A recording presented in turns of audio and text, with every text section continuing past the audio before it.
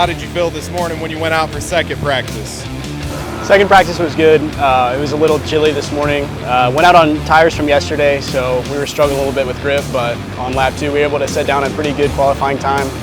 We're going to make some changes this afternoon and try to slow the shot down a little bit and take care of some of the pumping, but I think we're in good shape for today's races. We've got a good setup, got a great crew here today, so excited to throw down and see what we can do. My next question is, we were discussing earlier about how you feel like you're getting up there and racing with some people that you haven't raced with in the past and wanted to beat, and you're on up there with that front running group. So how does that feel? Feels really good. It's something that you know, it's a milestone that I've been chasing for a really long time, and little by little, you know, we've gained a little bit here, gained a little bit there, and just to be able to be up in that front pack with those guys is incredible. So, you know, anything that I can learn, I just try to get in behind those guys and soak it all up and then try to improve for the next session. For Moto America, you made what, 2 rounds this year? And so you're aiming for a continuation into 2024 in the Super Sport class. So how's that going for you? Yeah, so we had a lot of great help last year with SureTech Racing, Full Throttle Indoor Karting, Queen City Flight Service, and Collins Power Sports. Schuerman Fitness, those guys really stepped it up, and they were able to get the bike on the grid, and we made a really good run at it. We got our feet wet and kind of learned what it's all about. So I think for next year we're going to regroup and get some equipment together, and hopefully we'll have a competitive package. And I think the goal for next year is going to be 5 or 6 rounds, so we're going to do half the schedule and you know, give it our best shot and see what we can come up with. As you're moving into 2024, are there any needs that you have that need to be fulfilled financially or support? How's your pit crew looking? I know when you were here at Barber earlier this year, you had quite a team here, so that level of support is a good thing to have. Are you going to have that same level of support in the paddock as you did this year going into next year?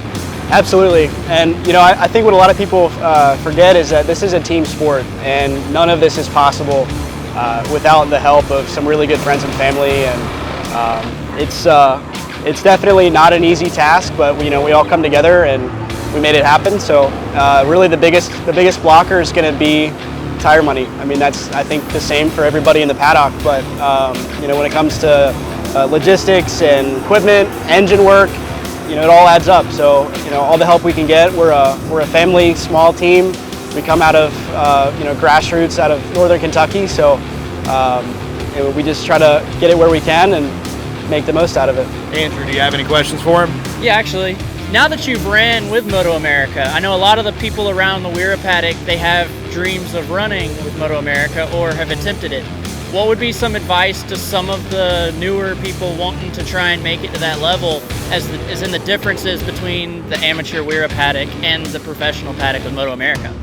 So at the end of the day, there's a green flag and a checkered flag. I would recommend anybody that wants to do it to chase your dream, because you know, 5 or 6 years ago, I was doing track days, and not a single thought in my mind said that, you know, one day that I was going to be able to race, let alone do it at the professional level. So if you want it bad enough, do what you need to do, and you know, work towards it every day. And if that's something that you want to chase, I recommend doing it to anybody for sure. So we're out here today, and you ran a 131, what, .956? Somewhere in there, yeah. So somewhere in there. Where does that stack you up in the Moto America grid with, say, Xavi Flores? So mid-pack super sport, with, you know, where we stand with those kinds of lap times. So there's definitely room for improvement, and you know, it's kind of the same concept. It's every session, just, you know, what can we learn, what can we improve on, and you know, there's just so many levels to it and so many different variables. And you know, we, at the end of the day, we'll look at lap time, you know, GPS stuff. We're going to look at video, and it's just a giant accumulation of all these different things that have to all come together all at the same time. Final question, unless Andrew's got something for you, is outside of motorcycle racing, what hobbies do you have? What do you enjoy, or is this life? I mean, it does consume most of my life for sure. I do enjoy, you know, being outside. I like to hike and you know, kick back and play video games with my buddies every now and again. But I mean, that's most of it. You know, every night I'm watching film, I'm watching races, I'm, you know, trying to soak up as much as I can about suspension, tire knowledge. I mean, it never ends. So it's definitely become my life, and I wouldn't have it any other way. Awesome, Dylan.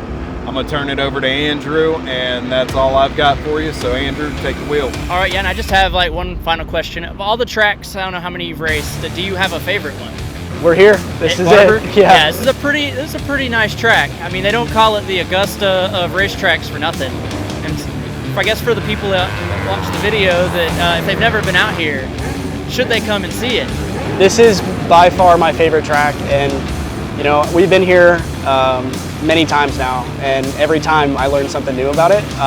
But the racing aside, the track surface itself, the facilities, just everything. It's just so awesome. And if you've never had a chance to get to the Barber Museum, definitely have to go to the museum and check it out. It's one of a kind and probably one of my favorite places to be. Oh yeah, the museum's definitely really nice. And for those listening, if you haven't seen it, it's definitely worth the money to go see. It's like 4 or 5 stories of all kinds of motorcycles you can think of, and even in the basement, cars or whatever. And just to get around and walk and look at just the different landscaping of the track is really nice. And by far they have all kinds of what you would call like Easter eggs, right? So they call Turn 5 Charlotte's Web. There's a giant spider out in the middle of the field, and it never ends. There's things hanging from the bridges. They've got waterfalls. They've got all kinds of different just fun stuff that they do to kind of